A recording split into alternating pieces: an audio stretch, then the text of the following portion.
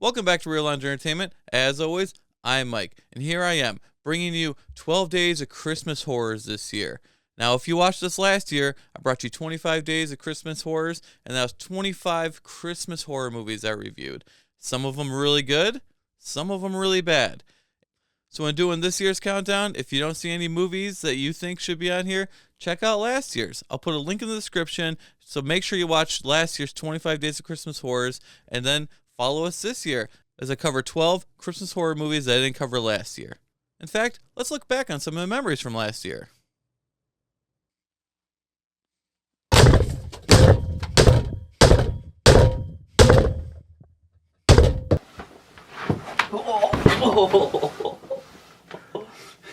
That wasn't supposed to happen. Like, look, this is all I gotta do. Look, I'm walking around. No one's by me. Then I turn around and see Santa that's creepy. Ah! That's what you do. Just do this.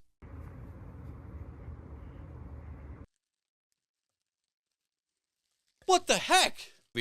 No matter if he was angry, happy, sad, excited, his voice never changed. It was like, might as well be watching a piece of wood. Hey, I'm Grizzly Adams, and I resent that.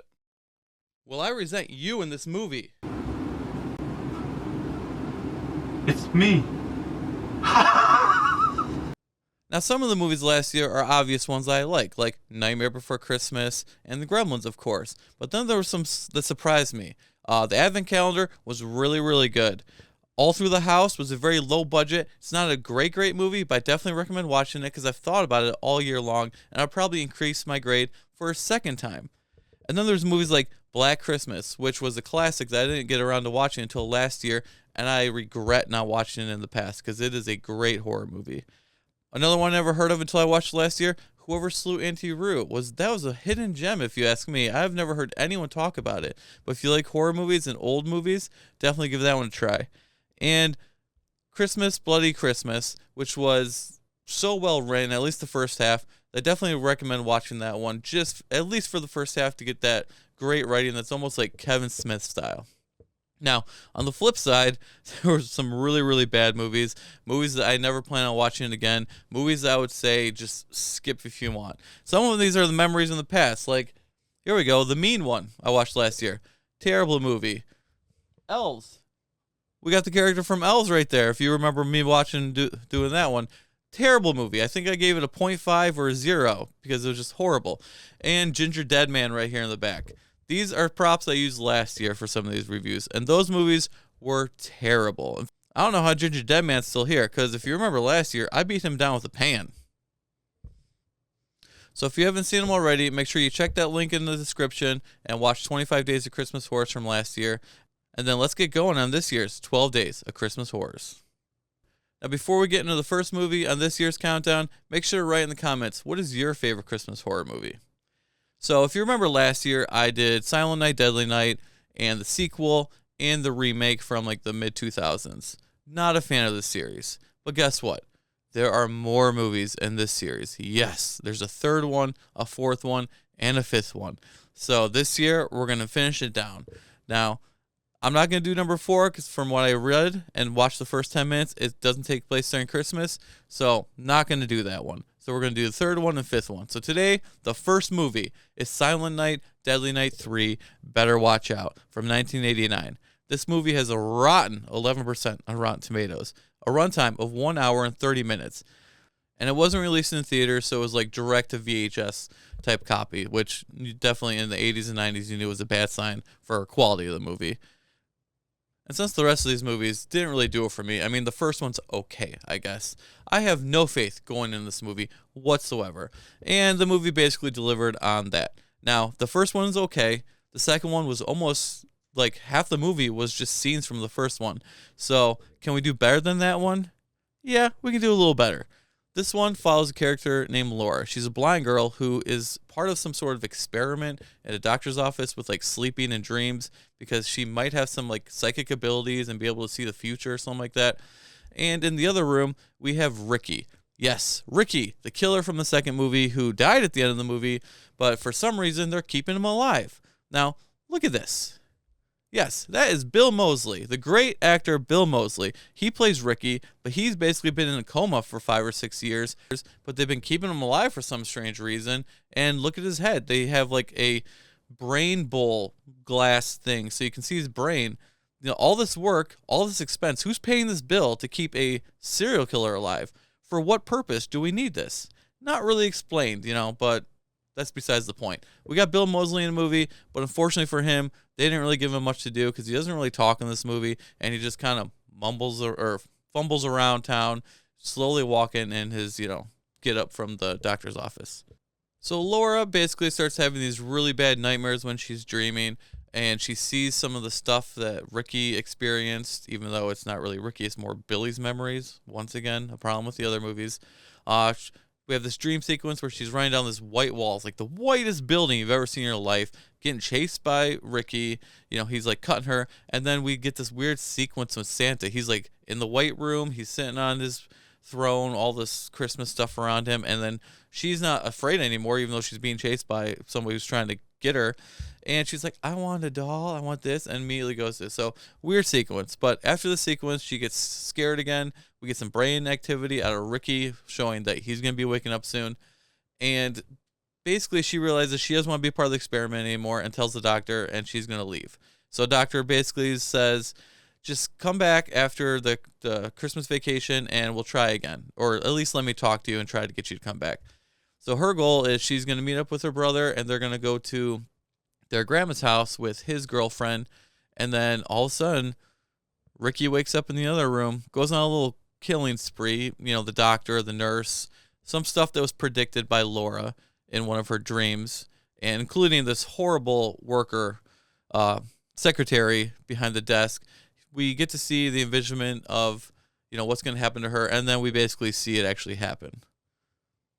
Not going to say she didn't deserve it. I mean, I guess she wasn't a horrible person, but she is kind of a B, if I'm, you know what I'm saying. All right, so Laura and them, they're on their way to the grandma's house. Bill Moseley, Ricky, wakes up, goes on a spree, and then he is also like psychically connected now, so he also is trying to get to their grandma's house. Why? I don't know, just because he saw it in his brain or something like that. So the doctor is also now trying to chase after Ricky and catch him because he wants to use, I don't know, mind control or something. Not really explained, but that's kind of what I get from this movie. So the others are on their way to grandma's house. Ricky, who is in his hospital gown, stuff like that, gets picked up by a hitchhiker. Like he's hitchhiking, has no pants on, gown, a brain bowl or whatever, and some guy actually stops and picks him up. It goes a little bit something like this. Now, I don't really pick up hitchhikers, but there's something about you. I think I can trust you. Hop on in. Yeah, who does that? This guy deserves what is going to happen to him in this movie. Exactly. Seriously, look at this. Would you ever pick that up? No. If you would pick that up, let me know right now. Why would you pick this person up? So even though Laura and them had a head start and aren't like crazy, Ricky still manages to get to grandma's house before them. I don't know why, it just happens. So eventually everyone's going to get to the house, and we're going to have a whole bunch of deaths, and all the stories are going to conclude in the grandma's house. The doctor story, the Ricky story, the Laura story. And that's basically how the movie ends. And overall, this movie just doesn't work for me. The biggest problem is Laura, our protagonist. You just don't really care about her. She flips back and forth. Sometimes she's a strong character, sometimes she's a weak character. She's not really likable. She treats everyone around her like crap. So you never really get behind her. Bill Moseley is a great actor, but as Ricky, he was given no material. He doesn't even talk. I mean, there's the scene at the grandma's house, I guess, where he sheds a tear while waiting, and Bill Moseley said he was never able to cry before this movie. So that's kind of a cool little tidbit right there, but overall, he just wasn't given any material to make this character stand out. This movie is too slow-paced. Lots of the death scenes are off-camera, which makes it not really work for a horror movie very well. And there's not enough Christmas in it to make it that much of a Christmas movie. I mean, they're going to grandma's house for Christmas, but not enough of that type of stuff in the movie to make it feel Christmassy. So it fails at a horror movie. It fails at a Christmas movie. Unlikable characters. And the story just is kind of blah. It's a direct-to-DVD or VHS 80s, 90s horror movie. Like, they made hundreds of these things. On the positive side, the production value is better. This movie does definitely look a lot better than the second one. Acting is better, even though the actors weren't given much to work with. But come on, the first and second one, let's just say, there's no good acting in those movies, especially the second one. You know what I'm saying. Garbage Day! Now, from what I read online, this movie's script was rewritten in a week in March. It completed filming in April, was fully edited in May, and then was screening already in July. That is crazy. How do you do all of that in such a short span? Oh, watch the movie and you can see why. You can definitely tell this movie is rushed, but I still give them props for being able to do so much work in such a short period of time and making a whole movie, because it's a hard thing to do. So I give this movie 1 reindeer out of 5 reindeers. There's just not much to go on. It's not as good as the first one. It's better than the second one, but it's still not that good. And I don't really plan on ever rewatching this movie. So overall, unless you just have nothing else to really do, I can't even recommend that you waste your time on this, unless you're like me and you just want to see as many movies as you can. And at some point down the line on this list, yes, we're going to watch the 5th one. Like I said, we're skipping the 4th because it's not really Christmassy. So the 5th one will make an appearance on this 12 Days of Christmas Horrors. And not make an appearance on this list, but just to know, there is a reboot of this film series coming in theaters this December. Yes, a new Silent Night, Deadly Night. Now, I have high hopes that it will be the best one in the series. I don't see how it cannot be the best one in the series at this point. So thanks for watching the first day of 12 Days of Christmas Horrors. Make sure to give us a like, a subscribe if you haven't. Let us know in the comments what is your favorite Christmas horror movie. And keep an eye out for the other 11 days of Christmas horrors coming at you this December. You never know what horrors are coming at you. Yeah, the next one's going to be about nutcrackers. Thanks for watching. Welcome back to Real Lounge Entertainment. As always, I'm Mike, and welcome to Day 2 of 12 Days of Christmas Horrors. And today, we bring you a British horror movie about a nutcracker. So, let me know in the comments, do you think nutcrackers are scary? Well, maybe after this movie. Day 2 of 12 Days of Christmas Horrors brings us the 2022 movie Nutcracker Massacre. Now, this movie isn't rated, but it would be rated R. Has a runtime of 1 hour, 26 minutes. I didn't get a Rotten Tomatoes score. I don't know if there was one. Now, I love nutcrackers. Even as a kid, the nutcracker is my favorite Christmas decoration out of all the different types of decorations. So when I heard that there was going to be a Nutcracker horror Christmas movie, I'm in. The idea sold itself. So can this movie live up to the idea? You're welcome. Enjoy.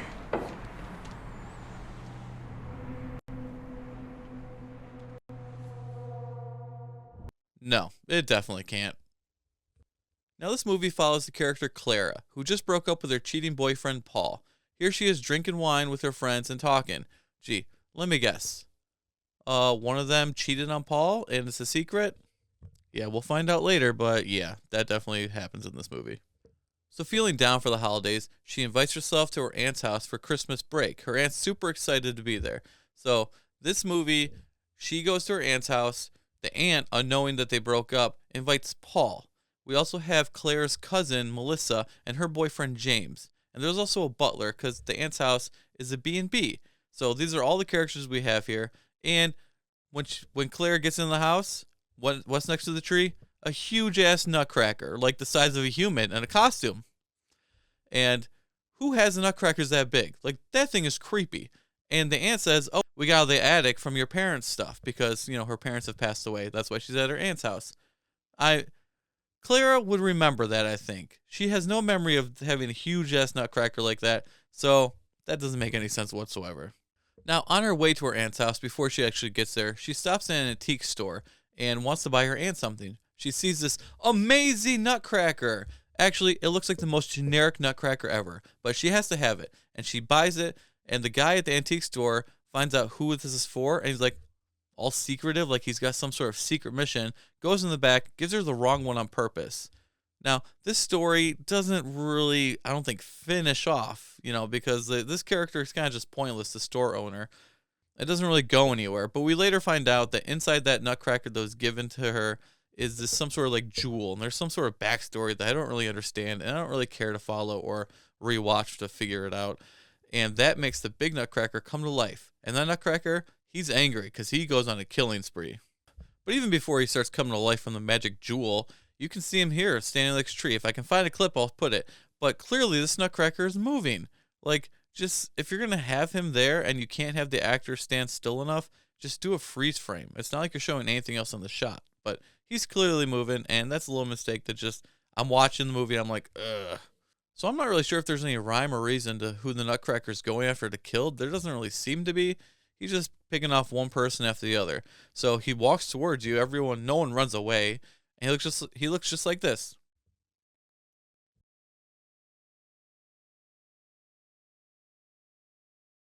And then you know you're in trouble because the camera will pan away, and then the camera will pan back, and the camera will pan back to the Nutcracker, and now he looks like this.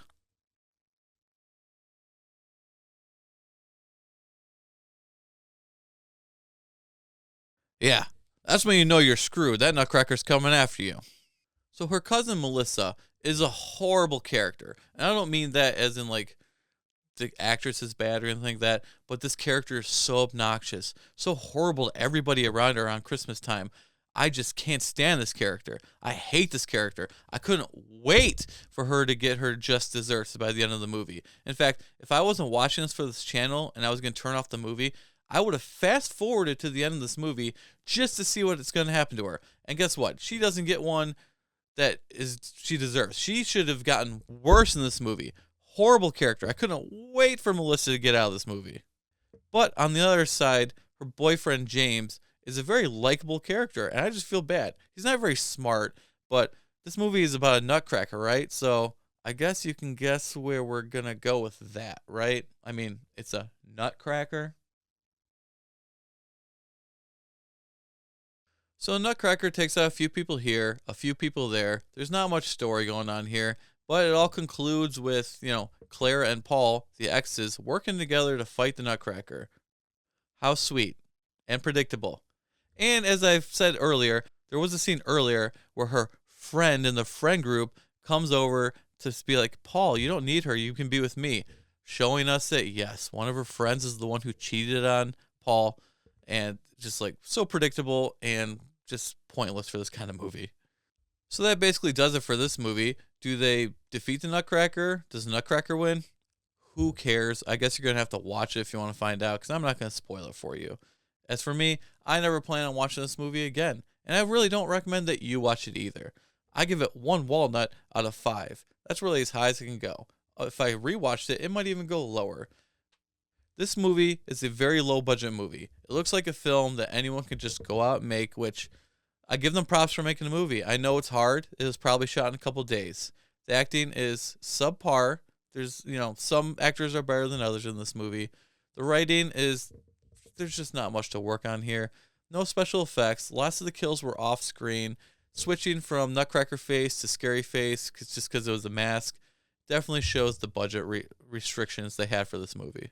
I just wish for the concept of a Nutcracker, there's so much more there, and I don't know how we haven't gotten more Nutcracker horror Christmas movies, actually. Someone can write a better script, take another better shot of this, and I would be excited again to give this a try. But this doesn't come close to filling my oats on what a Nutcracker Christmas horror movie should be. So thanks for watching Nutcracker Massacre review, day 2 of 12 Days of Christmas Horrors.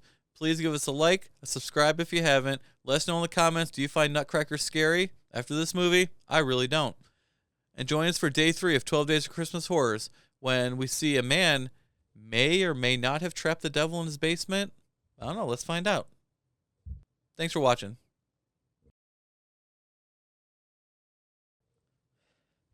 I mean, guys, seriously, it's a Nutcracker. I know it's a big Nutcracker, but here. That's not scary. I mean, I got this one at the Dollar Tree. I was going to use it for something, but I don't know. But, let's see. How easy is it to defeat a Nutcracker in a horror movie? Oh. Move you over. Slow down, brother. What did you say? You trapped the devil in the basement? Welcome back to Real Lounge Entertainment. As always, I am Mike, and welcome to day 3 of 12 Days of Christmas Horrors. Now, when I made the list of all 12 Christmas horror movies I was going to watch this year, I haven't seen any of them. There was only one that I was super excited to watch. This is the one I'm so anticipated out of all 12 movies that I wanted to watch. And it's called I Trapped the Devil. Now, can it live up to those hopes? Let's find out. Now, before we get started, make sure to give us a like, subscribe if you haven't, and let us know in the comments, what's your favorite movie about the devil? Day 3's Christmas horror movie is I Trapped the Devil from 2019. Now, this movie has a 71% on Rotten Tomatoes, which is pretty darn good for these movies. A runtime of 1 hour, 22 minutes. It's not rated, but it would definitely be rated R. And I couldn't find a budget, and this was like a direct-to-streaming or DVD type of release, so there's no box office numbers to mention. Now, I don't know about you, but when I was a kid, nothing scared me more than movies and stories revolving around the devil. Even Bill and Ted's Bogus Journey used to give me nightmares because of the scene where the devil pulling it in. So since then, I've always had an attachment to movies and stories involving the devil and selling your soul and that type of stuff. It's always just intrigued me. It's very interesting. You can get a lot of good stories out of that. So when I heard the plot of this one about some guy who thinks he's trapped the devil in his basement on Christmas or Christmas Eve, I was hooked from the get-go. This movie follows a character named Matt and his wife Karen, and they surprise his brother Steve by visiting his house on Christmas Eve or Christmas. I'm not really sure. I don't really know if they make it clear. Either way, Steve is kind of like a shut-in and kind of a little crazy or whatever, and very quiet and doesn't want them here and basically just tells them to leave, but they stick around anyways. Steve barely talks at all. They have an awkward dinner of quietness. Matt and Karen ask questions, get no answers, basically talk to themselves. Someone keeps calling Steve on the phone, so that's annoying. There's nothing more annoying from my past when I was a kid, and the house phone just constantly ringing and ringing. It would make me insane. Well, that's what happens in this movie, as someone is constantly calling Steve on the phone, and we never really know who. Excuse me.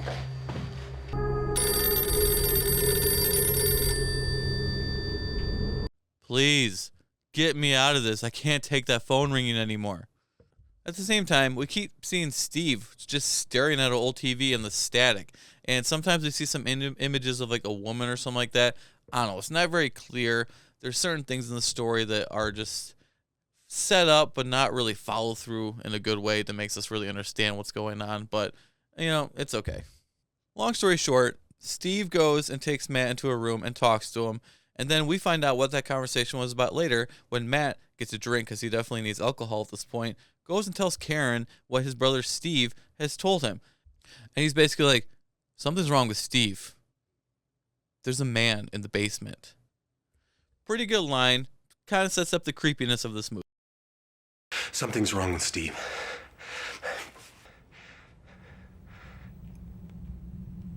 There's a man in the basement. So as it turns out, Steve believes he's caught the devil and has him trapped in a box in the basement. Put the gun I down. saw you with the box. What was in the box? Not only is this person trapped in a box in the basement and you can hear him calling for help, but for some reason Steve has like this creepy red lighting on this box in the basement, setting up the whole thing to be creepy. Just look at that box. Steve also believes that all those calls mean someone is coming to let loose the devil. We also have this moment where Steve takes Matt into this room, and there's all these like newspaper clippings and all these yarns, you know, connecting to this, and he's talking about how all the evil is connected in the world or something like that. And it's something like there's man's evil versus programmed evil.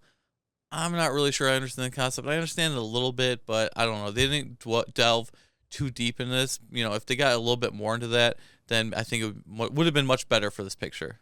So then we get the classic stuff from these type of movies. The trust game. Do we trust Steve? Do we trust Matt? Karen? Are they here to release the person? Is this person the devil, or is it really just a man? All sorts of different angles from all three different perspectives. And it could have created like a much better atmosphere, but it never really builds up to the atmosphere this story deserves. And before we say anything else, I gotta say, for a man like Steve, who's completely crazy in this movie, whether he's telling the truth or not, he keeps his house very, very clean and even had the time to decorate for Christmas with Christmas lights, Christmas tree, everything. So props to you, Steve.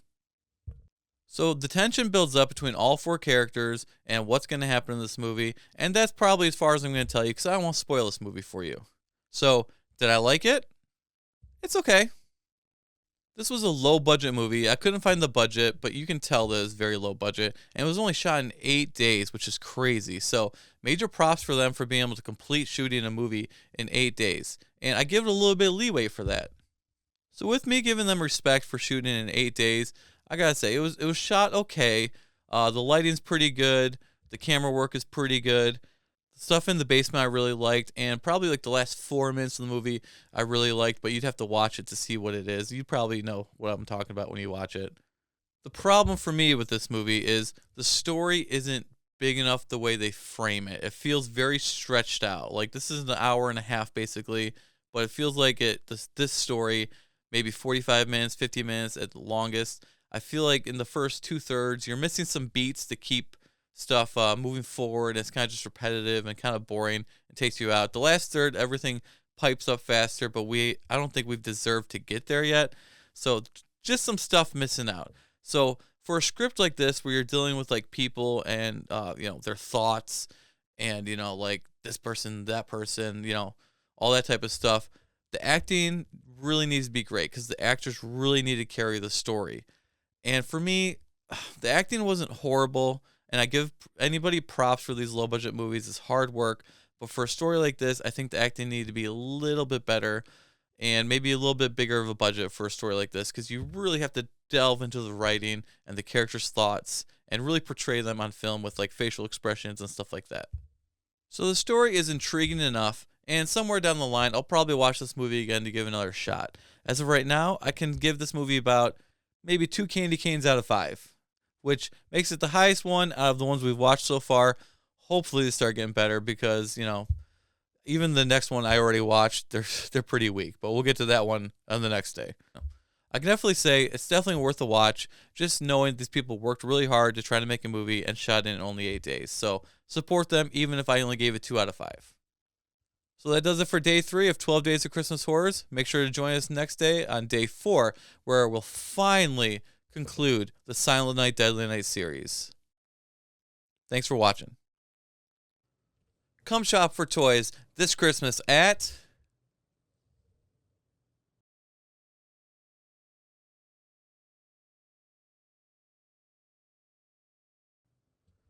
Guys, what are we doing this time?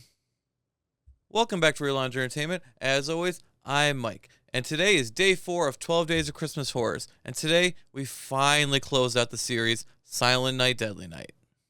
So before we get started, remember to give us a like, subscribe if you haven't, and let us know in the comments, what was the favorite toy you ever got for Christmas?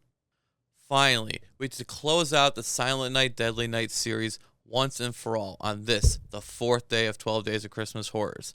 So, last one we watched was number 3. The 4th one doesn't take place during Christmas time, and I watched 15 minutes of it just to make sure. So we're skipping that one altogether and going right to Silent Night, Deadly Night 5, The Toy Maker. This one was rated R, has a runtime of 1 hour, 27 minutes, 24% on Rotten Tomatoes, and it came out in 1991.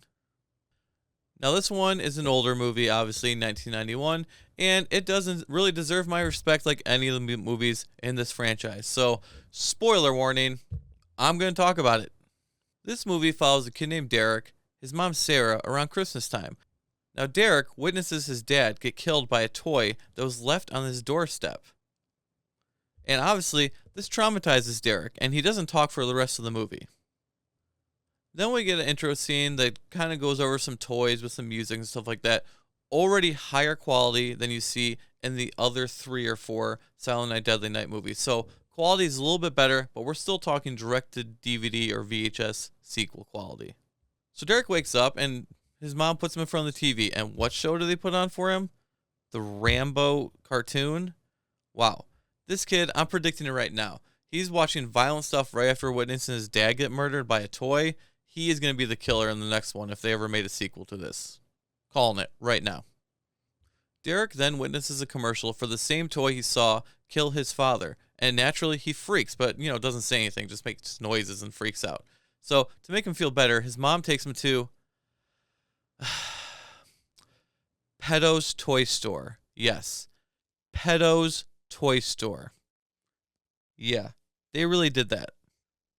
Anyway, this is when we meet Pedo, played by Mickey Rooney, and his son Pino, who's a little awkward.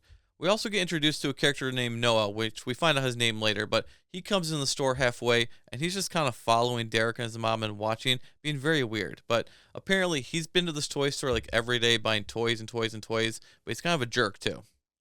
Later on, we have scenes at the mall where Derek's going to go see Santa, and guess who's playing Santa? Noah, of course. And he won't let Derek off his lap, so this movie's getting really weird, you guys. At the same time they're at the mall, Pino has a hide-a-key for Derek's house, and he goes in there. He sneaks in. He goes in Derek's room, and he also plays with, Sarah's clothing and bras and stuff like that. What kind of movie are we watching here? I know this is Christmas horror, but what the heck is this? Well, Pino gets caught running out of the house, so Sarah, naturally being mad, goes down to the toy store and starts freaking out on Pedo to be like, why was he in our house? And this is when we find out they used to live in the same house but lost it to the bank. I guess that's what happens when you have a toy store named Pedo's Toy Store. Business can't be great. After Sarah leaves, Pedo gets angry at Pino and pushes him down the stairs. He's an alcoholic and has been drinking throughout this whole movie. And Pino also says, don't hurt me again, stuff like that. So naturally, there's been some abuse going on between the father and son. At the same time, it's nighttime. And Derek had got another gift randomly on his doorstep, but threw it in the trash. These turned out to be roller skates that his friend, or kind of friend, took from the trash and started wearing. Well, this kid also runs into a bully, and we get this scene right here. Don't be a wise ass. I eat kids like you for breakfast. That's why my shit smells so bad. What? Wow, you got him with that insult. Then the kid's skates start shooting all these fireworks and going fast and all that, and the kid ends up in the hospital. But just to be clear, he shouldn't be playing at nighttime anyways. Seriously, how late is it? This kid's outside roller skates and his mom just lets him do it? I'm not saying he deserves to be in the hospital, but come on. Alright, let's bang out some more of these plot points really fast. So, Noah, the guy who's been following them, is actually Derek's real dad, and they thought he was gone, so he comes back into the picture. Pino, the son from the toy store, is the one who's been building the toys and sending them to Derek because he wants to kill Derek. Then we get a scene where Derek is being babysat, and the babysitter's boyfriend comes over. Well, all these toys come to life because Pedo is in there, sends all the toys in, and they kill the boyfriend, almost kill the girlfriend. At the same time, Pedo takes Derek into the Santa sack, because Pedo's dressed like Santa, of course, and kidnaps him and takes him back to the toy store. In what world is Mickey Rooney? I don't know how tall he is. He was probably 5'2" or something like that, if even that. How could he get a kid that big, who, let's just assume he's going to be fighting back a little bit, and actually carry him in a sack all the way back? That's just not realistic at all to me, but whatever. This movie, it's not realistic, so let's just go with it, I guess. So Sarah and Noah go to the toy store to rescue Derek, but they go separate ways because Sarah couldn't wait 5 seconds for Noah to get in the car. Either way. Then we find out the truth. Are you ready for the truth? Can you guess? Pedo is actually dead at this point. Pino had killed him, but we still have Pedo right there. Well, he takes off his face and he's a robot, and then Pino puts on his face. So Pino is like a living doll that was created by Pedo decades and decades ago, which is why he hasn't aged. So he killed his dad because he was tired of getting abused, even though his dad was the one who's going to fix him if anything ever happens to him. And he secretly just wants to kill, not even secretly, he wants to kill Derek and replace him and have Sarah be his mom. But at the same time as he's saying he wants to be, mom, he's dry humping her. Yes, this movie is a mind, explosion of what the hell is going on. So he's yelling mommy, but also doing that to her. And it's very awkward. For real, they really did this in this movie. Things I can't make this stuff up, you guys. They did this. They made this stuff up. And at this point, if you haven't figured it out, Pedo is a play on Geppetto, and Pino is a play on Pinocchio. So Geppetto, Pinocchio, so clever, guys. Who didn't see that going in? I did. Well, they kill Pino off, and all three of them escape alive and well. And Derek even finally talks at the end of the movie. So what does Derek say for his first words? Don't be afraid. It's only a toy, mommy. No, Derek, you should be afraid. This should traumatize you for the rest of your life. You should never want to touch another toy ever again. Wrong lesson learned, Derek. Take a lesson from the kid from Uncle Sam.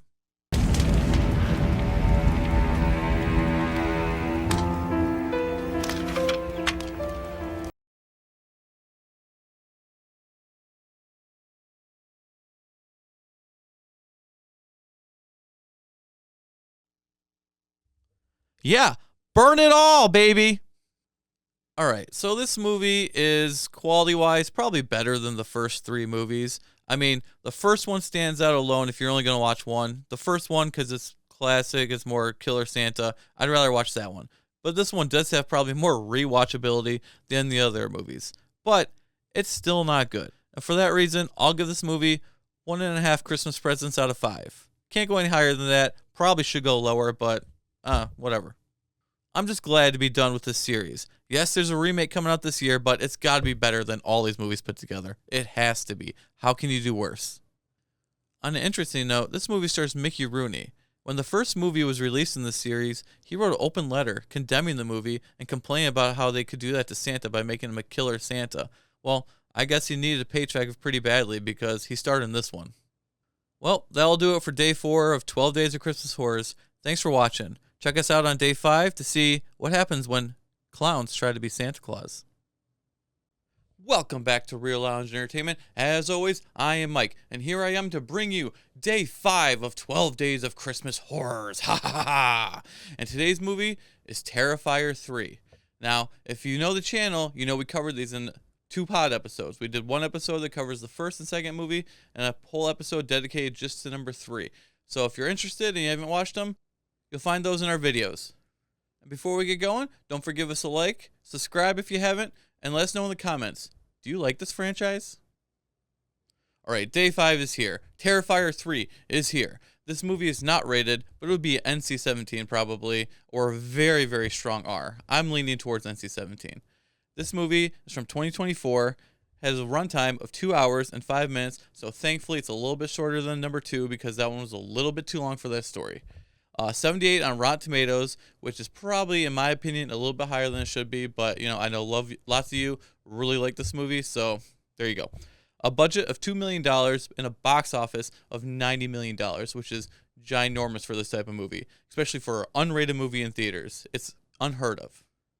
So this movie follows right off after Terrifier 2. We follow Sienna as she gets out of the mental hospital and goes to her aunt and uncle's house to spend Christmas break. And she has a little niece there named Gabby, and they kind of have like a really tight bond, and it's very cute. We're also going to spend a lot of time with her dealing with her PSD from the events of the second movie, which is a lot. This movie, I think, is a couple years after the first one. Her brother's now in college, so he's, kind of on the phone a couple times, but not really a big player in this movie. But guess what? She should have PSD because that was horrible, horrible events that happened to her. And she's right, because not only is she coming back for this movie, Art the Clown and Victoria are coming back too. Near the beginning of this movie, we have scenes where Victoria is in the mental hospital, and she kind of gets rescued, if you want to say rescued, by Art the Clown. Here we have Chris Jericho being one of the security guards or something. I don't really know, but he gets dispatched pretty quickly. But always fun to see Y2J in something. Just like the other 2 movies, we get a lot of violence and a lot of gore in this movie. We have workers that are kind of just in the house where Art the Clown and Victoria have kind of just been laying dormant for a couple of years. They get dispatched. We have scenes at the hospital. Not only Chris Jericho, but some others get dispatched. We have a scene at the bar with Clint Howard and a guy dressed like Santa.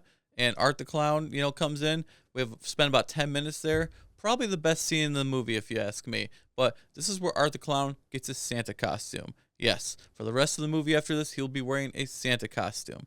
And if you ask me, the look, the black and white makeup, and the red suit kind of just really pop. Art the Clown already has a really good, iconic look, if you ask me. And this is also iconic in its own way, and it just really looks nice in this movie. And of course, we have the mall scene where he pretends to be Santa, have a whole bunch of kids come sit on his lap, and he all gives them presents. And it doesn't end very good for anybody. Don't really like that scene, but we'll get into that a little bit later. So you have Sienna dealing with her PSD and also seeing Art the Clown in her dreams and at the mall and stuff like that. And you have Art the Clown and Victoria taking out people here, there, people that some of them are important to the story, some of them aren't. And it's all going to lead up to their epic battle, just like at the end of the second one, in her aunt's house. Just like the second one, this battle is brutal, it's gory, and I'm not going to tell you who wins, but it is very not forgettable. Now, I don't want to spoil this movie for anybody, so from this point, we're not going to really talk about, the details of the movie. We're going to talk more about some talking points of this movie I have. Some of them might be general spoilers, but not really, so don't be too afraid. Just like before, the acting in this movie is great, especially for a low budget movie. Art the Clown, Sienna, these characters are very endearing because they got the right people to act as them in the movie. The writing is amazing and very spot on. So even though I have a problem with the gore in the movie, the writing is what carries these movies and it's the only reason I'm willing to keep watching them.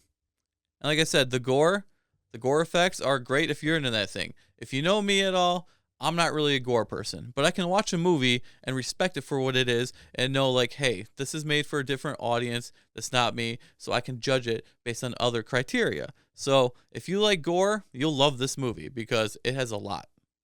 And as I mentioned before, Sienna is dealing with PSD, and this movie, I think, better than any horror sequel that I can remember, really deals it in a very like detailed, realistic way. I mean, no one like, if you have like somebody chasing after you in like a Friday the 13th or Halloween, they haven't delved too much into like what it would be like having to relive those events in your head over and over. And Sienna went through maybe some of the worst I've ever seen and survived. So I'm glad they did it in a really good way, and it's one of the high points of this movie. The designs of Art the Clown and Victoria in this movie work very well, especially in the later scenes when they're dressed as like Santa Claus and she's like dressed as like a clown with like a spiked, head thing. Very iconic. You're not going to hear me complain about the look at all because if you just see a picture of them, you're just like, dang, that's a good horror movie. So with the gore side and me not judging that movie based on the gore and stuff like that, I do have stuff that I will judge it on. And it's one of my big problems I have with this movie or any movie, and that is the violence against kids. There's a scene at the beginning where Art the Clown to Santa Claus goes into his family's house, and we see the violence that has happened to a couple kids in that house. And then there's a scene at the mall. We, once again, get some violence against kids in there. And there's even a smaller scene at the end that involves violence against another kid. Now, for me, this takes me out of the movie almost completely. It really does. That's the one thing that really bugs me, and in my opinion, is just poor taste. The writing and everything else is so high quality in this movie, I don't think you needed to go there. I know you're kind of going for shock value to get people into theaters and talking about it, but for me, it was just one step too far. So the good and the bad, there's a lot of very memorable scenes in this movie. The gore obviously is going to stand in, the look of the characters. There's a scene in the shower with a girl who like is doing a podcast about like real crime and wants to interview Sienna, and let's just say she's very irritating, and you're going to remember that scene, trust me. But like I say, I'm not here for the gore, I'm here for the story. And yes, I'm still interested in this story. The fourth movie, I think, is supposed to be the last one. I don't know if in the franchise or just the Sienna story, but I will be there to see how the Sienna story wraps up. I'm very excited because, like I said, she is one of the best protagonists I've seen in a horror movie in a long, long time. She's very well developed, very well acted. We really root for her almost more than like anyone I can remember. You just trust that she's going to, make it through, and you just want her to more than anybody I can remember. Now, as far as giving this movie a rating out of 5, I have a little bit of a tough time and conundrum. I mean, had it not had those scenes at the beginning and the middle and stuff like that, or just tweaked where it didn't involve the kids, this movie, I probably would have said 3, 3.5. But because those scenes were in there, because I just hate the fact that they had to go there, I cut my score in half. I give this a 1.5 out of 5. Now, I still say if you're a horror person and you don't mind gore, it's a thumbs up. Definitely go watch it. I know lots of you people have already seen it and love it, and I'm glad you have a movie for you. I'm still going to see the next one, but a 1.5 is all I can go because I watched this movie twice. I don't think I really want to watch it again just because of those scenes alone. But like I usually say, these people worked really hard to make this movie, and it shows. You can see in every, shot that they're really trying, and to the best of their abilities, they're doing a really good job there. So make sure you support these smaller movies, and I don't even know if you can call it small anymore because now, the next one's probably going to have a huge budget. But if we don't keep supporting these like horror films and all these smaller movies, then they're not going to get made anymore. And we'll only have like the studio stuff, which is like cookie cutter stuff, and that's just not interesting to me. So thanks for watching day 5 of 12 Days of Christmas Horrors. Make sure you join us tomorrow when we get a British zombie musical movie. Yeah, you heard that right. A horror musical. God, you gotta love it. Welcome back to Real Lounge Entertainment. As always, I'm Mike, and here we are at day 6 of 12 Days of Christmas Horrors. And today, we bring you a very, very unique Christmas horror movie indeed. We bring to you a British zombie musical horror movie. Yes, you heard that right. And can it live up to those? Oh, absolutely, this movie can. It's called Anna and the Apocalypse, so let's check it out. Before we get into it, remember to give us a like, subscribe if you haven't, and let us know in the comments. Do you like musicals? What's your favorite? Alright, so today, day 6, we bring you Anna and the Apocalypse. This movie is from 2017, is rated R, has a runtime of 1 hour and 33 minutes, and an impressive 77% on Rotten Tomatoes. And even though we don't know for sure, it's about a $10 million budget from what I read up on, and a very small box office of like 600,000 because it wasn't like a wide release, but definitely deserved a lot better than what it got. Now this movie follows a character named Anna, obviously, her best friend John, their friends Steph, Lisa, Chris, and her one-night stand Nick, as they try to survive a zombie apocalypse during Christmas time. Now these characters are all very different, but very believable as a friend group. You have Anna, who kind of just wants to leave town and travel after high school. You have John, who is secretly, but not really so secretly if you watch the movie, who's crushing on Anna the whole time. You have Steph, who's basically been left all alone by her girlfriend and her family for Christmas. And you have lovable Chris, who's kind of just like in his own little world, doing his own little thing to his own little music. You also have the vice principal of the school, Mr. Savage. And just take a look at this guy. Clearly, he's going to be the villain of the movie. Yes, we have all the zombies and stuff like that, but you can't have a zombie movie without having the real enemy. Humans. And this guy, yeah, he's a bad guy. Now, early on in this movie, we get a couple really good songs. The song Break Away. Break Away! Yeah, I did that. And another song called Hollywood Ending. These songs are just terrific. Right away, they're super catchy. You get them stuck in your head. Trust me, I'll tell you later. They definitely get stuck in your head. They also do a great job of kind of representing this generation and their feelings and stuff like that they're going through. We also get a talent show where we get a funny song about fish, and then we get the friend Lisa, who sings a very inappropriate song for high school, but it's pretty funny and enjoyable. Now the next day after the talent show is when we have the full-on zombie apocalypse occurring. You have Anna, who dances out of her house, singing a song, ignoring the world around her, as we can see as viewers, zombies attacking, stuff on fire, cars crashed. It's very much Shaun of the Dead scene when he like walks to the convenience store and we all see that the zombies have destroyed everything, but he just doesn't know. So, kind of the same scene, but you know what? They can both exist because they're both very good. To speed the story up a little bit, all the friends basically find each other. Some of them were in a bowling alley where they work. Others just, found each other walking to school, and then they go to the bowling alley, and they just kind of become a group, and they decide to head to the school because that's where all their family and friends are hunkered down and bunkered down, waiting for the army. We get this funny scene where their idea to escape the bowling alley is we're gonna all walk underneath this inflatable pool. Yes, an inflatable pool. And just when we see a zombie, we're just going to hunch down. So we get some very funny scenes with that. But they're about to get attacked by zombies until they get rescued by Anna's ex, Nick, and his group of brutal friends. We get a bunch more songs on the way, including a great song called Human Voice, which is very touching and kind of really means a lot the more you listen to it. Either way, they're on their mission. They're walking. Some characters get killed off.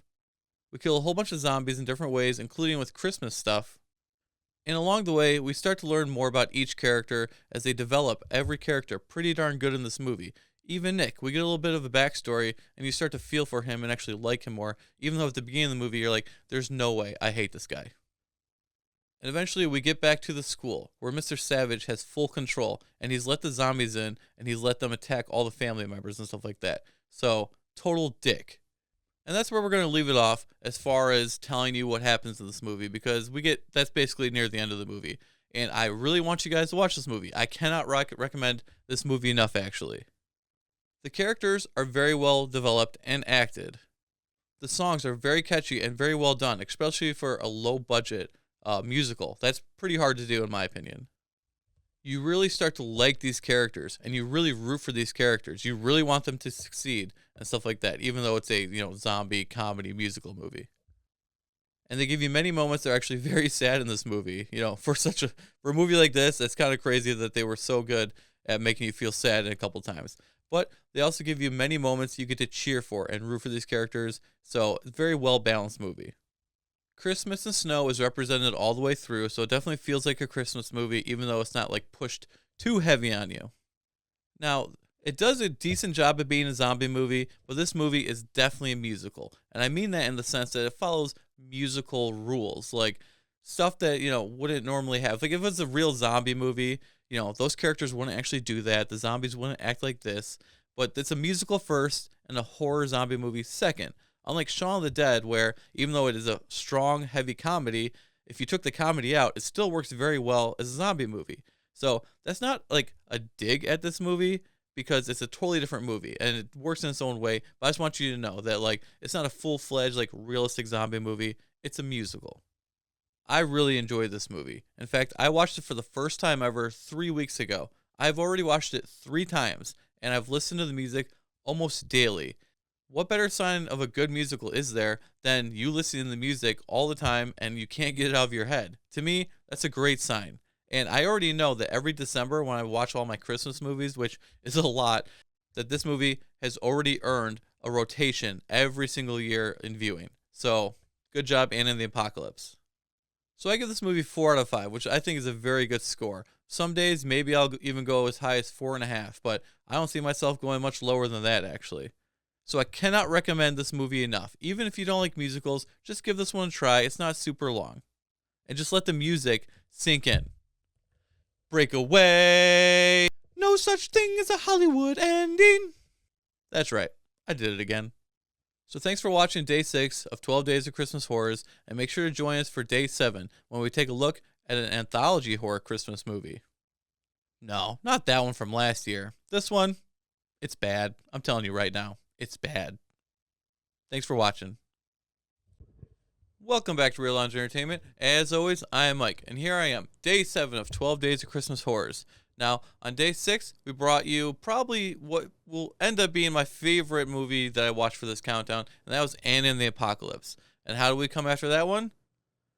Probably the worst one on the list. So make sure to give us a like, subscribe if you haven't, and let us know in the comments, what's the worst Christmas horror movie you've seen? Day 7 upon us, and with that, this brings us the movie Nightmare on 34th Street. Now, this movie is from 2023. It's rated MA, which, R, NC-17, one of those types. Has a runtime of 2 hours and 15 minutes, and I'm telling you right now, that is way too long for this movie. Way too long. And it's another movie that came from the British. Yes, this is the 3rd one on this countdown already. 3 out of 7. And guess what? It's not going to be the last one either. There's one more coming. So this movie is an anthology horror movie containing 4 stories, all connected by Santa Claus telling all these stories to a boy named Peter laying in his bed waiting for Christmas. But before we get to that, let's look at this poster. Pretty decent poster, especially for such a low-budget movie. But this isn't really what the movie looks like. And I'm starting to get really sick of movies doing this. If you want Santa holding a knife, use the Santa that you have in the movie. You shouldn't be able to just make some generic image and false advertise. Give me the real Santa, or don't do it. Do something else. I'm sick of it. Now, since I hated this movie so much, spoiler warning. I don't care if I say anything about this movie, but if you don't want to hear any spoilers, turn away now because I'm going to talk about it. So in this first movie, we have this family that have these intruders come in, and they kill the family and take the little girl, and they disappear. And this is a guy that's dressed like Santa, but has a messed up face. A guy that's dressed like a snowman kind of, and an elf. So 3 intruders, all in stupid costumes with bad makeup, and they come in, kill the family, take the girl. Then we have years later when new people live in the house and they hear the story of the little girl that lived there, and once again, the intruders are back. And this time, the girl is with them, and she's part of the group. And she calls him Mr. Red. So Mr. Red is Santa, and once again, they go on a killing spree. This time, she's part of it. They kill the cops, the family, and then they escape in their van. What's the point of this one? There is no point. It's just violence. And if you watch my review on Terrifier 3 or our podcast covering Terrifier 3, then you'll know the one thing that really gets to me that I really hate is when they show the violence against kids. And they do that in this first short. Yes, we see the violence. We see the aftermath. It's done in such bad taste, poor taste. This short is a 0 out of 5. 100% 0 out of 5. It's awful. Nothing redeeming about it, and I really hated this one.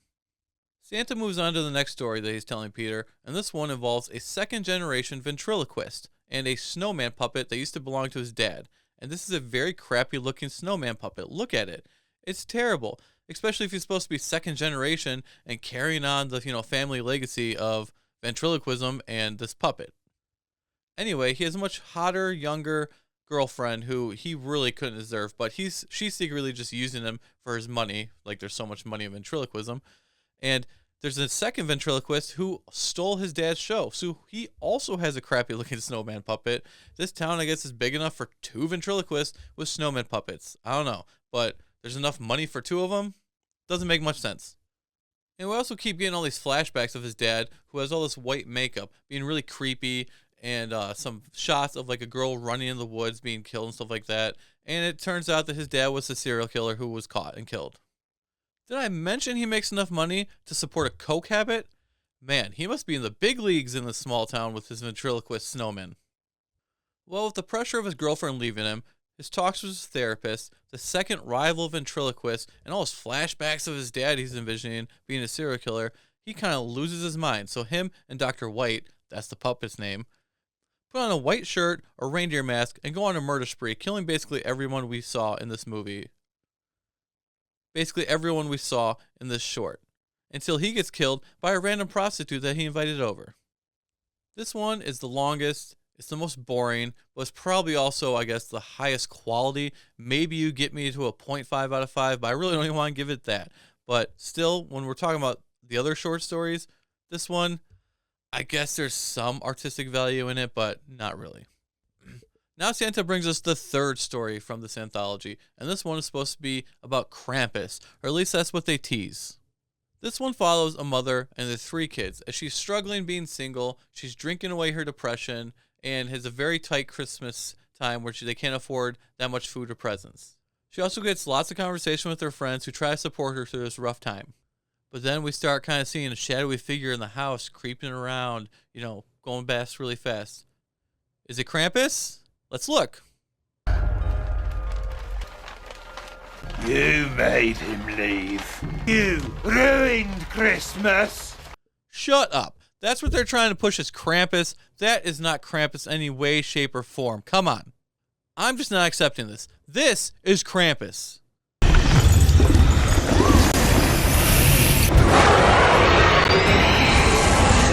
Like, what is this crap? It looks more like the evil queen from Snow White than Krampus.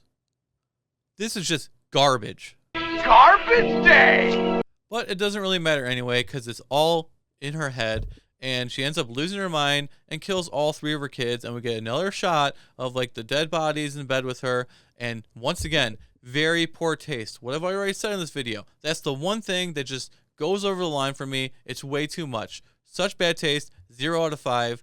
F this one. This is the worst one out of the 4. Finally, Santa brings us the 4th and final short story in this, and this one involves an old retired priest who's basically just kind of just a vegetable at this point. He just sits there not talking, looking like And the new priest who comes into town, and we also have all this like kid who's like looking for the old priest, but he's not willing to talk to the young priest about what he's looking for. We get a backstory of a choir boy from that church's choir named Dylan, who was killed years ago, and there's some sort of mystery behind it. We have the old priest's daughter who comes in, who's taking care of him, and she seems like a genuinely nice person, and her boyfriend. So following her and her boyfriend, they start getting chased by a killer in white. Well, it turns out it's multiple killers dressed in white, and they think it's Dylan. Like, why are we seeing Dylan? That's where this movie's going. Well, they capture her and her boyfriend, and we get a backstory. Guess what? The priests killed Dylan and probably a whole bunch of other kids. So now the choir kids that were with Dylan are coming back for their revenge. And how they do this? By killing people, ripping out their eyes, and all circling the girlfriend and boyfriend, holding their eyes like this. Ooh. And I think I forgot to mention that the girlfriend is pregnant. We found this out early at the very beginning of this short. And since this movie has no taste whatsoever, the killers stab her belly. Yes, they went there in this movie too. But then the old priest, who's like sitting in a wheelchair or something, just decides, okay, he's had enough, and gets up and kills the kids and rips out all their tongues. So one group is ripping out eyeballs, one group is ripping out tongues. Pregnant lady just lost her baby, and after all of it's all said and done, he just sits down and starts playing the piano. Great story, guys. Once again, probably the second best out of the 4. Still not good. Then we go back to Santa telling these stories to Peter, and we find out Santa's wife left him, and he's been on a murder spree, killing at least 28 people, including other kids that he was telling stories to. So once again, right back into the kid violence. So Peter escapes his room, Santa starts chasing him, and then we start going through like the graveyard by the church, and we see things that are from all the stories, so they're trying to connect everything, which would be clever if it wasn't such a terrible movie. Then Peter ends up killing Santa, but then we shoot to the future when Peter's older and he's talking about killing bullies, so we get him in the white shirt and the reindeer mask that the ventriloquist was wearing, and as he kills the bullies that picked on him. And that's how the movie ends. Thank God this movie is over. It's terrible. I really hated every second of this POS movie. Seriously, no one watched this movie. I hated this movie. Hated this movie. I usually try to defend low-budget horror movies as much as I can, because I know people try really hard. They're putting their heart and their soul in here. They just don't have a budget. But usually that's okay, and I'm not too hard on them because they're trying. This is not one of those cases. Such bad taste, such low quality, there's nothing defensible about this movie. The acting is bad. The makeup is bad. It's shot bad. The script is bad. It's such bad taste. And it doesn't deserve anyone's respect. This movie is by far the worst Christmas horror movie I watched last year or this year.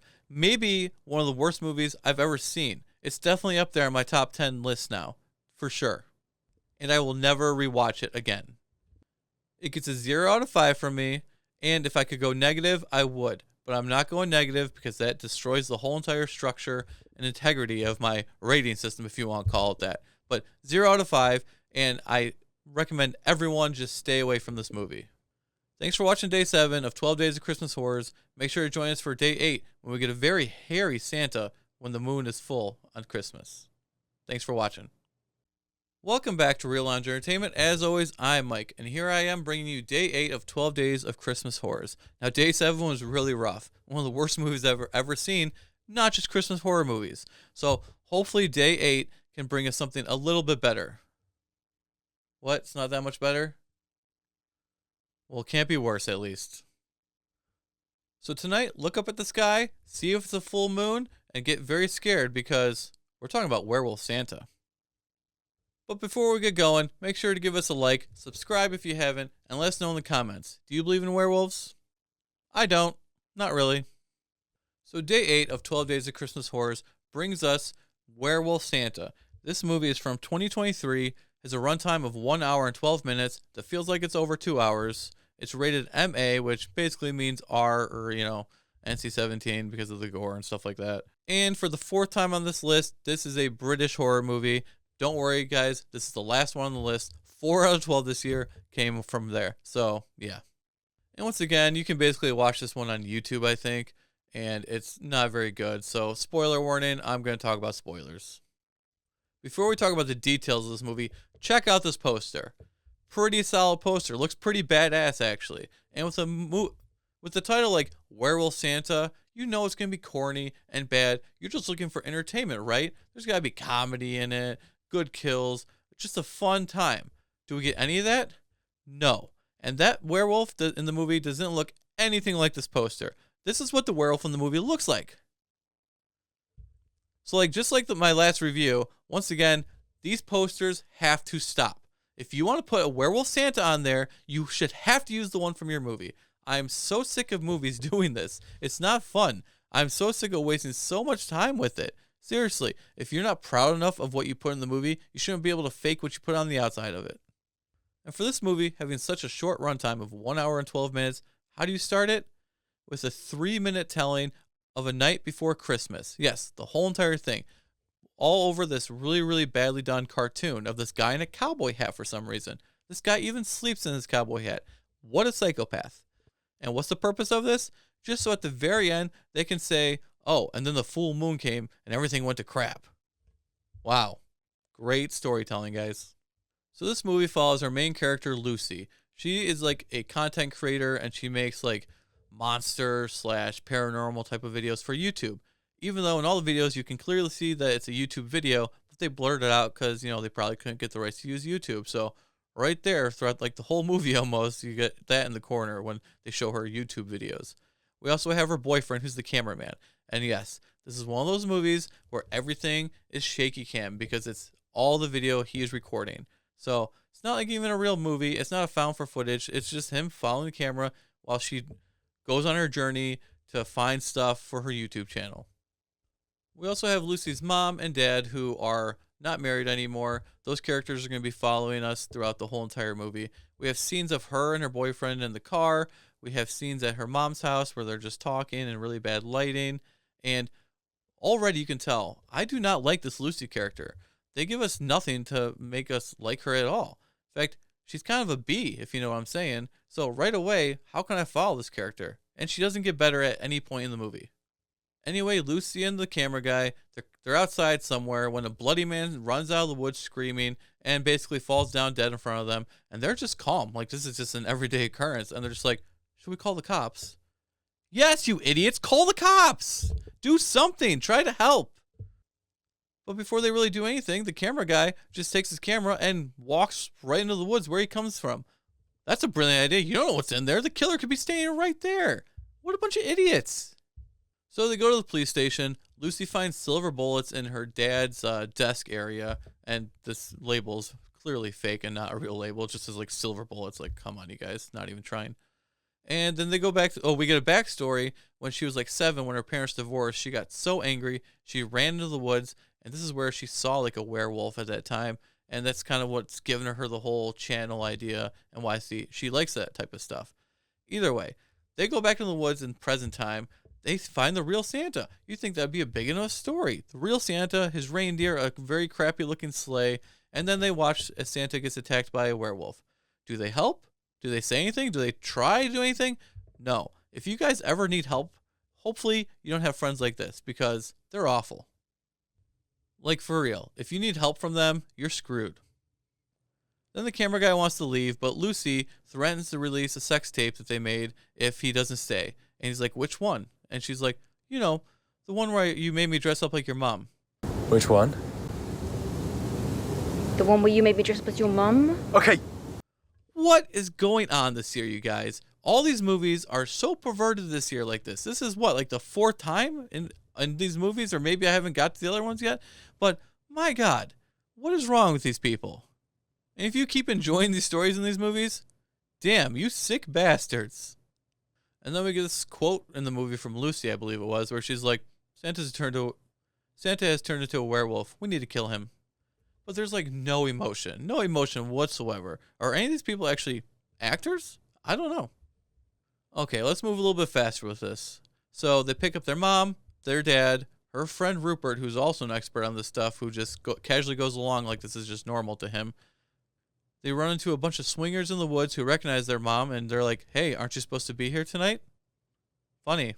The camera guy actually does leave at this point, and he gives us, I guess, it's a pretty decent quote for such a low-quality movie, where he's just like, I'm no longer an extra. Not too bad, actually, for that one. So if I'm going to give it credit for anything, it's going to be that one line, and that one line only. At this point, all the swingers get massacred by this very slow-moving werewolf that isn't creepy at all. Whenever anyone dies in this movie, we see just the next shot of them like laying on the ground or standing there with guts hanging out. It's like, okay, we have this one set of fake guts. We have to use it in every single scene. And they do. So let's keep going. All the reindeer are dead. Santa's trying to fly the sleigh. Werewolf Santa's just standing there, and they're like, well, there's no deer because he ate them. At one point, Lucy's like 5 feet away from him with a gun with silver bullets, and she just can't do it.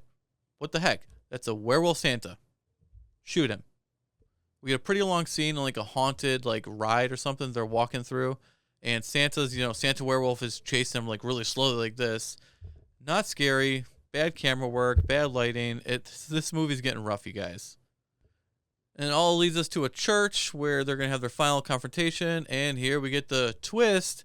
The dad is the werewolf. He's actually the alpha, because at one point when he was younger, as a younger cop, he took out all the werewolves, makes him the alpha. So if you kill the dad, then all the other werewolves underneath turn back to normal. So if you kill the dad, Santa will be normal again. So that's exactly what Lucy does. She kills her dad, Santa becomes normal, goes away, and then we have a future where She's got like her hair is dark now. She's got a YouTube video talking about like how she saved Christmas and stuff like that. Very egotistical. Good job. And the movie ends with them looking out the window as they see Santa get abducted by UFOs. Great. Please give me the sequel. I'm really waiting for it, you guys. Not really. You obviously know that's sarcasm, right? This movie is just bad all around. Not as bad as Nightmare on 34th Street, where I literally hated every second. If I could have stopped watching that movie, I would have. This one is bad, but it's not like one where I hate it existing. But with a name like Werewolf Santa, like I said, it should be fun, it should be crazy, and we get none of that. It's very lame, very badly written. They try to be a little serious with the horror stuff.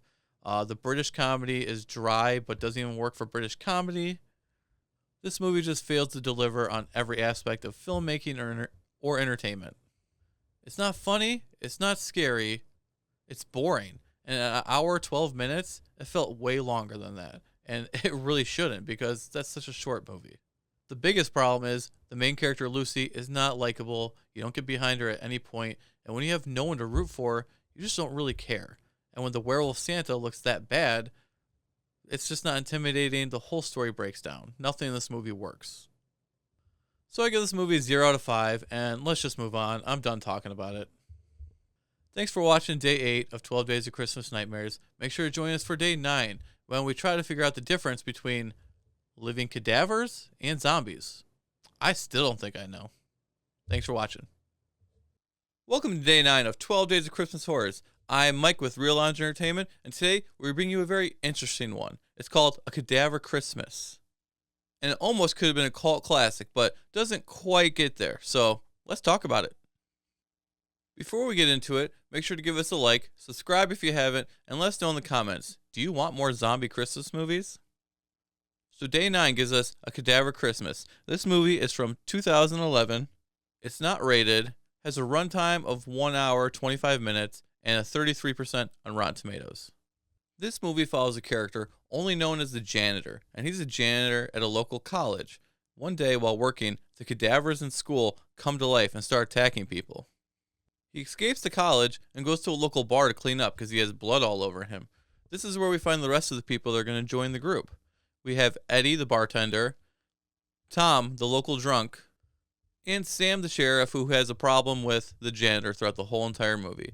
Now, the whole point of him entering this bar is so he can go in the bathroom and clean up.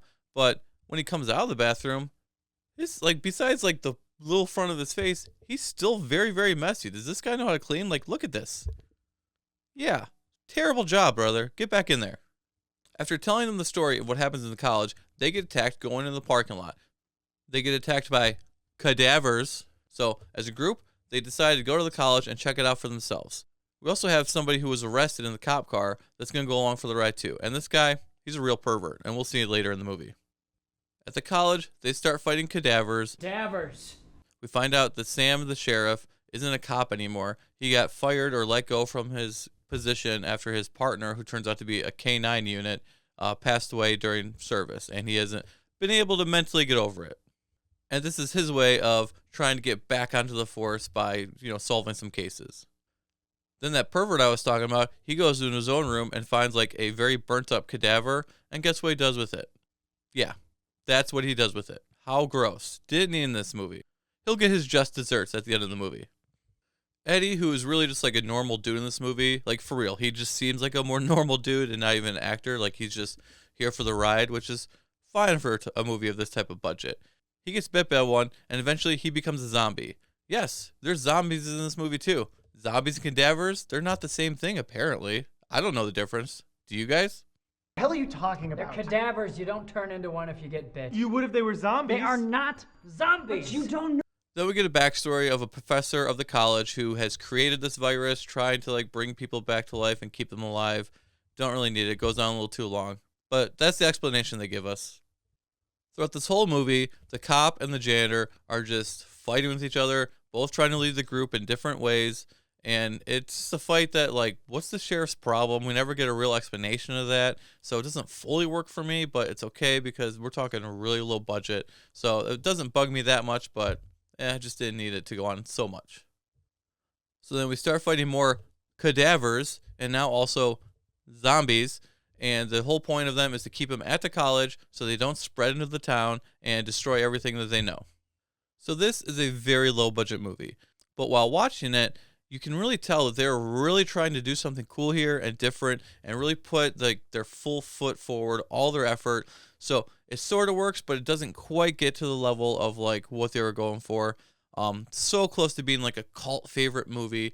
Like the writing is almost really good. It's like they wrote it for their own like humor and stuff like that. So to a mass audience, the humor kind of misses. It misses with me, but I definitely know what they were going for, and I definitely respect it for what it was. A lot of thought was really put in the script and into the characters. For example, there's 2 running jokes. One of them works for me and one of them doesn't. One of them is the janitor keeps calling 911, but it has to go to campus security first. So the whole point is like, why am I talking to campus security? I called 911. I need help right now. She's like, well, I decide if you really need help, and then we call the authorities. It's like, what if it was like emergency, like right now? And that happens a couple times, and then later that character comes and joins, and he's like, it's you. And the whole thing happens again. So that running joke works for me. It's pretty funny. However, there's a running joke throughout this whole entire movie, and they remind you every few minutes, and it just doesn't work. And that's it's a zombie. It's a cadaver. Yeah, he talks like that. We've all seen them. They are zombies. Cadavers. And they say it so many times in this movie. By the end of the movie, I hate it anytime they said it. It's like, it didn't really work. I understand what you were trying to do, but maybe you guys should have like given that one a second thought. So one of the standout scenes of this movie for me is there's a character who's like humming a Christmas song, and then it slowly turns into like a rock version of that song. And at the same time, the janitor is starting to like get suited up. He's getting his like weapons, like his plunger and stuff, and getting ready for war.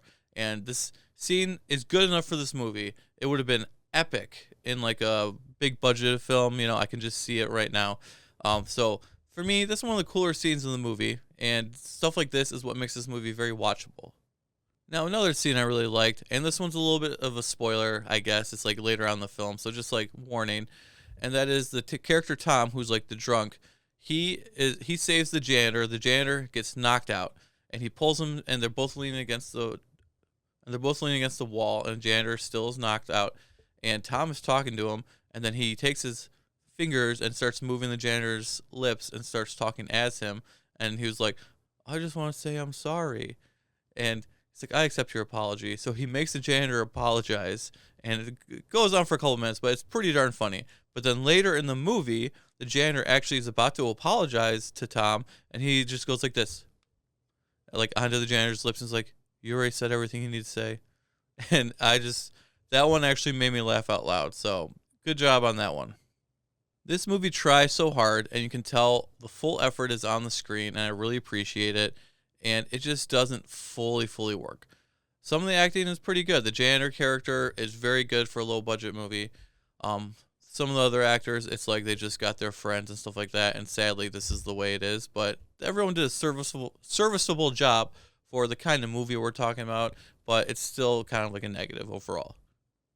The story is decent. The gore is decent. Everything in this movie is just okay when we're judging it for the standards of like such a low budget movie. If you're ranking it against like a big, huge production that costs like $20 million, yeah, we could destroy it, but we're not going to do that because they didn't have that. So I want to be fair, and I like to judge these type of movies that aren't A Nightmare on 34th Street appropriately and give them a real chance to shine in a certain way.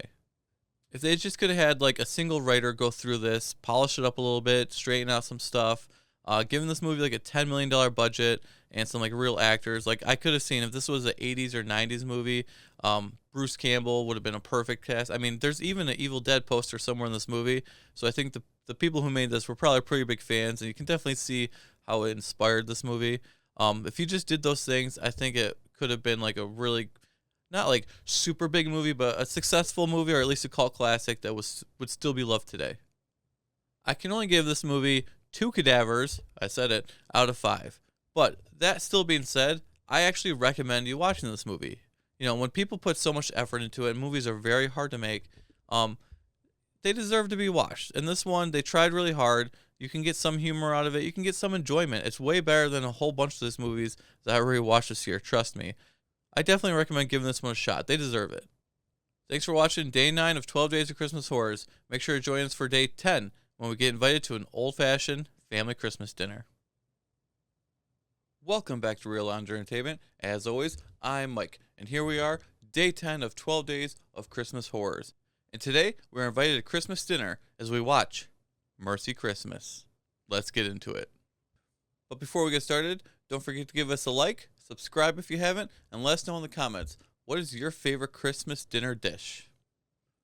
Now today's movie is Mercy Christmas from 2017. This movie has a runtime of 1 hour and 23 minutes.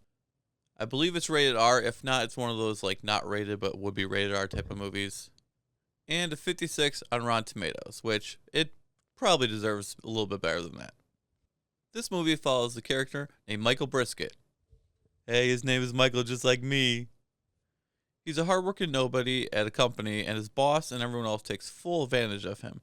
His boss even lays this huge project on his shoulders right before Christmas, and needs to be done before Christmas. Well, Michael has a Christmas party and invites everybody from his, company, but no one actually shows up, except for the hot assistant to his boss.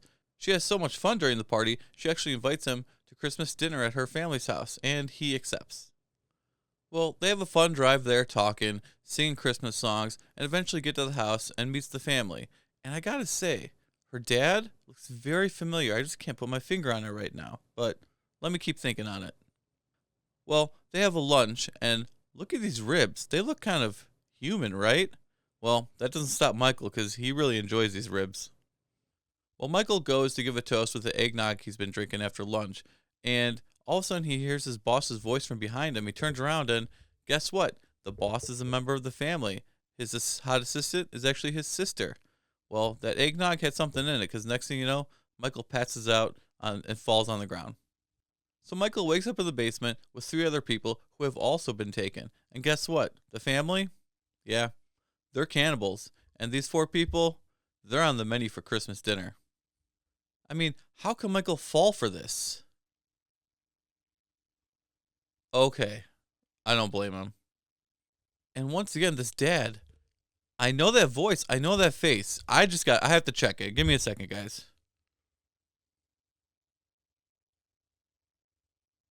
Oh my God, you guys. It's the shop so you drop guy. I guess this guy only does projects that involve food. Well, back on track, guys. The family eat one of the people, or at least part of one of the people in the basement. But the boss also needs Michael to keep working on that project that's due by Christmas. So they have him tied to a chair and working on it. And this whole time, the family just acts like a normal family. Like there's not people kidnapped and stuff like that. It's pretty kind of creepy in a certain way. They're just talking about football while he's electrocuting Michael with the Christmas lights in the chair as he works. So very weird and odd.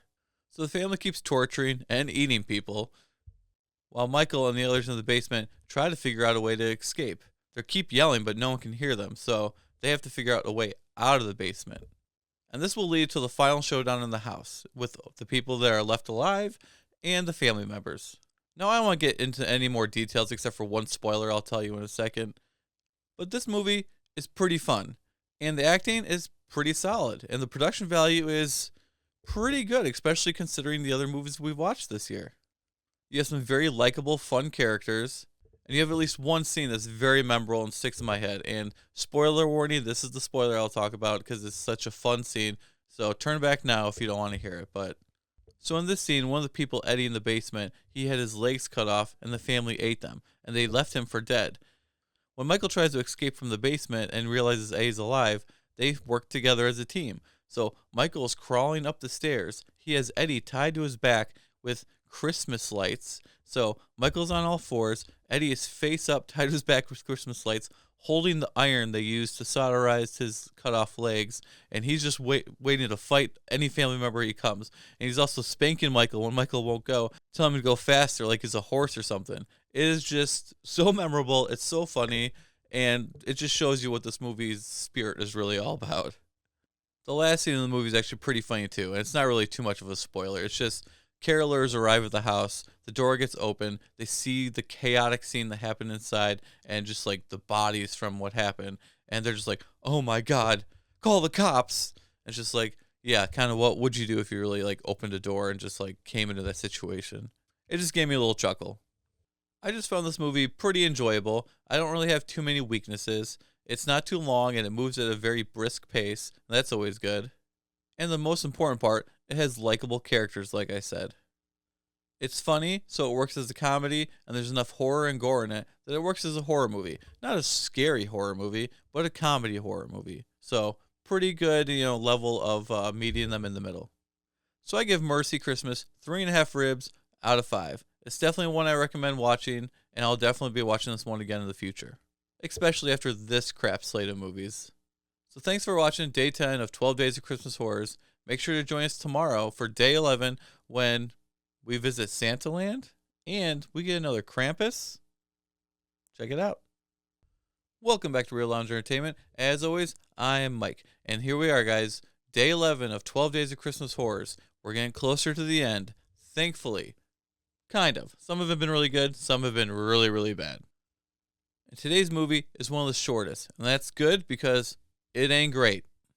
Today, we talk about sleigh bells. Let's check it out. Before we get started, don't forget to give us a like, subscribe if you haven't, and let us know in the comments, would you visit an amusement park that's all Christmas and Santa? I would. So today's movie is Sleigh Bells. Like bell, like the, Southern chicks. Not, bells like ring, ring, ring, ring, ring. This movie is from 2018 and has a runtime of 1 hour and 17 minutes. You always know you're dealing with greatness when they're that short. That's sarcasm, guys. And right off the bat, this movie has a quality kind of like a softcore adult movie, just with like all the adult scenes cut out. The kind of movie where it feels like, hey, we had 1, 2, maybe 3 days to shoot this movie, and let's just do it. And since we're only dealing with that kind of quality, I'm going to be talking about spoilers, so here's your spoiler warning. So this movie follows 3 hot chicks. They're cosplayers and influencers. So they visit abandoned places like amusement park. And so for this video, they're visiting Santa Land, the abandoned amusement park. But before they stop there, they stop into this bar to get a drink. And there's a crazy old mean bartender lady. She'll be back later in the movie. So the girls are running around the park, getting in everything, making videos, acting dumb. And at the same time, there's some guy watching them on some security monitor. And he also notices a big hairy creature sneaking up on the cabin that they're in. And guess what? It's Krampus, guys. Another Krampus. I mean, it has to be better than that one Krampus, right? Yeah, it is. Well, Krampus attacks the girls, but the old guy watching the monitor saves them. And guess what? That old guy? It's Santa. Kind of like a hippie Santa, though. Well, their vehicle got towed earlier, so they're stuck in this amusement park with Krampus, who's kind of like out of retirement and on a murder spree. They show these stories of him like killing like families and moms and all that type of stuff. They fight Krampus and even at one point catch him, tie him to a chair as he's knocked out, and kind of do the stupid like dancing around him and teasing him for, videos that they can post online. I mean, it's pretty stupid. Would you do that if you had a demon, like a literal demon tied to a chair? Either way, he escapes, and we're going to skip. Eventually, Krampus traps him in a corner, when all of a sudden, the bartender rides in between him on a bike and stops Krampus from destroying him. And guess who she is? She's Mrs. Claus, or ex-Mrs. Claus, and she's actually with Krampus now. Wow, that's so cool. So, her deal is she wants all the power and to take over Santa's powers and just basically become like this powerful witch. So her and Krampus are going to get on the sleigh and escape. So the girls shoot Krampus in the corner and they notice Santa go like, ugh, and he feels the same pain, making the connection that they're both connected physically and mentally. So if you destroy one, you destroy the other. So as Krampus and Mrs. Claus are flying away in their sleigh, one girl literally just turns around and without like a second thought or any feeling, just cuts off Santa's head, killing him. Like, that was easy. Not the person that saved you or the fact that you grew up liking Santa. No, he's gone. And in doing so, I guess this makes Krampus just like blow up, because next thing you know, the sleigh in the sky just goes, yep, sound effects. Now this movie, it just isn't very good. The story's not there, the acting isn't there, but they actually managed to get 2 actors that I actually really like, and it was Shocked to see in such a low budget production. One, the guy who played Santa is Barry Bostwick, and I loved him in Spin City. He was so funny. And the other being Richard Mole. You know, I knew him from Night Court, Flintstones, a few other productions. I always enjoyed seeing him on screens, and this probably was one of his last movies because he passed away a couple years ago. May he rest in peace. Now that's one of the only positives I have for this movie, is that those two guys were in it. Now watching this movie, you can kind of tell that I don't think anyone really cared during production of making a high quality movie. There's a sign of this, and that is when the girls are in Santa Land, it's all light and bright, and they're only there for one day. I mean, it turns into night later, but in the middle of the movie, it's super bright, super sunny, and at the same time, we're seeing scenes from the police station where it's nighttime, and they keep cutting back and forth, and they never change it. No one cared in production to be like, hey, maybe we should shoot these scenes during the same time of day. No, they didn't think about it. If they don't care, I don't care. Yeah, this movie just didn't do it for me. I give it 1 gingerbread man out of 5. Now, I can see why some people might get a little kick out of it, but definitely not me. Alright, thanks for watching day 11 of 12 Days of Christmas Horrors. Tomorrow we close it out with a remake of one of the movies we watched last year. Thanks for watching. Welcome back to Real Lounge Entertainment. As always, I'm Mike, and here we are, guys, day 12 of 12 Days of Christmas Horrors. Yes, today we finish off 2025's 12 Days of Christmas Horrors. Thank you all for everybody who's watched all these videos. If you haven't, make sure you look back, check out this year's and last year's 25 Days of Christmas Horrors. That's 37 Christmas horror movie reviews you guys can check out on the channel. So I just want to say thank you guys for supporting us and keep checking out the channel. So as always, make sure to give this video a like, subscribe if you haven't, and let us know in the comments if there's any Christmas horror movies I haven't done this year or last year that you would like to see maybe next year. So on this, the final day of 12 Days of Christmas Horrors, we bring you a remake of the classic original movie Black Christmas from 2006. This movie was 1.5 hours long, clearly rated R, pretty darn strong R if you ask me. Had a budget of $8 million and a box office of $20 million, which didn't light the world on fire, but also isn't too bad. So does this movie come even close to the original? No, not at all. But it kind of does its own thing, and I respect it for trying to do something else instead of just trying to make the exact same story. I mean, the same basic thing is there. A bunch of sorority girls in a sorority house around Christmas break. Has, you know, the not mom of the house, but the one who looks after all the girls. You know, the same type of death scenes in it. So you have some of the similarities, but they do their own thing with the violence and characters. So I definitely respect them from doing their own thing with the story, having it stand on its own two legs, and make enough differences. I think it was probably better than just trying to do a, scene by scene remake. So like I said, this is about sorority girls in a sorority house around Christmas time. They open each other's presents, they drink wine, they're just having fun. Some of them are leaving off, but also there's someone in the house killing people. Is it Billy from the original one? Not at the beginning, at least, because he's in a mental hospital. We see multiple shots of him getting, his special Christmas dinner, and he escapes with a sharpened candy cane that he got. I should say right now, I guess there's going to be some spoilers. I'm not going to go into everything, and I'm not going to ruin the ending, but there's going to be some slight spoilers like that. But don't worry, Billy does escape, and he'll join in the fun later. We got a lot of similar scenes like we got in the original one, paying homage. We got, eyes peeking through holes at everybody. We got the rocking chair in the attic. We got the strangulation with the plastic bag. But this one's not as useful because they'll strangle and immediately then stab you. So there's almost no point in the strangulation. But for the visuals, they do that so you can get that girl in the rocking chair. And of course, we get the phone calls.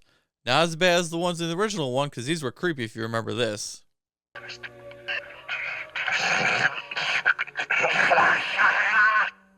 But nevertheless, we do get some harassing phone calls. Mostly saying stuff like, "You're my family now." So this movie does differ quite a bit from the original. We have a lot more characters here, so we have a lot more victims. And we also don't get as close to these characters because there's too many, if you ask me. This movie's a lot gorier than the original one, as most movies were in 2006. And the lady in this house that's in charge of the girls, she's actually nice, and you actually like her in this one. While in the original one, she's protective, but she's also a drunk, and you don't really like her. But the biggest difference in this movie, and this is a spoiler for sure, but I think you can kind of already get there with what I said earlier, is there's 2 killers in this movie, not just one. there's Billy, and Agnes. And for these killers, we actually get a lot of backstory. Too much backstory. And we know the identities of them. In the original one, we got no backstory. We didn't know anything. We know the killer was calling himself Billy on the phone call and stuff like that, but we never find out the identity at all in that movie. That's the twist. Now, this one, we flat out know the identities of the killers, and we know way too much backstory. Almost a third of this movie, I want to say, if I remember right, is backstory. So right away, I can already tell you, there's no way this movie could have touched the original one. But I guess it sort of works for what they were going for with this one. So I can't fault it too much, but we're just talking about a mediocre horror movie now at this point. And for those of you who have watched all the movie reviews on this countdown this year, you know one of the running themes of this year is these people are all perverts in these Christmas horror movies. And this one, let's throw it on the pile too. Because in one of the flashbacks, Billy, who's now been living in the attic because his mom and his dad hate him, well, his mom goes up there and seduces him when the dad is drunk. Yes, this movie went there. Guess what? That's not the first one that did it this time. I mean, what is wrong with all these people this year? Well, either way, that's where they're going for. As a whole, this movie is entertaining enough. The acting is solid enough. The gore is pretty good, and the death scenes are pretty decent. It's shot nice, and I even like the darkness and the filters they use. It gives this movie a really good feel, which might be one of the best things of this movie, is this movie looks really cool. Like, I love the look of it. Now, for weaknesses, this is kind of just like a generic cookie-cutter horror movie from the time. The story is trying way too hard, and I definitely like it better without having all the backstory and everything like spoon-fed. It's much more fun when you don't know everything. You need to hide little things so we can fill that in with our head, which makes us like involved in the movie. And there's probably just too many characters. I think you needed to cut back on like one or two. I know you were just getting like more cannon fodder for the film for, you know, the gore and violence you want to put into it. So I know why you did it, but it just makes us not like root for as many people. So this movie just kind of became very forgettable. I also think you didn't need two killers. That's kind of just like overkill. One was fine for the first one. One would have been fine for this one. And the movie's pretty mean-spirited. I mean, the girls are cool. It's not like a Rob Zombie movie where like every character you just can't stand because they're just all, you know, bad mouth and stuff like that. No. Some of the girls are like nice and like the lady of the house you like. But the movie is very mean-spirited. And let's face it, those flashback scenes can get very gross and disturbing. Now this movie is kind of just like a middle-of-the-road horror movie, so I give it 2.5 presents out of 5. I don't regret watching it, and it's decent enough. So thank you for watching Day 12 of 12 Days of Christmas Horrors. Have a Merry Christmas from everyone here at Real Lounge Entertainment, and keep an eye out, because I'm going to do a ranking video of all 12 Christmas horror movies I watched this year. Thanks everybody, we appreciate you.